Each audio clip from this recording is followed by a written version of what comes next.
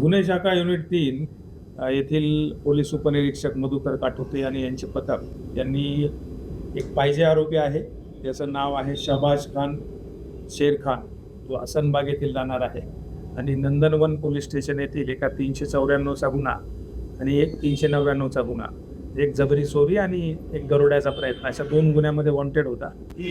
त्याला ताब्यात घेतले होते. त्याच्याकडे केलेल्या चौकशी दरम्यान त्याने त्याचा मित्र मजहर उर्फ मज्जू अफसर खान याच्याबरोबर ई रिक्षाच्या बॅटरी चोरल्याचं, त्याचप्रमाणे ई रिक्षा चोरून एका कबाडाईवाल्याला विकल्याबद्दल आम्हाला निष्पन्न झालं.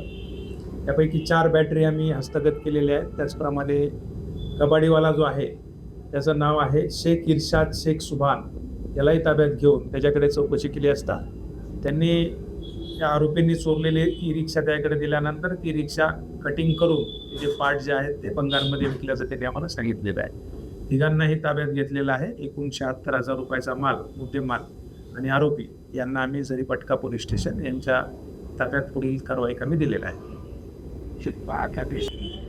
यामध्ये आमची युनिट 3 येथील पोलीस उपनिरीक्षक मधुकर काठोते, त्याचप्रमाणे त्यांचं पूर्ण पथक यामध्ये या कारवाईमध्ये सहभागी झालेलं होतं.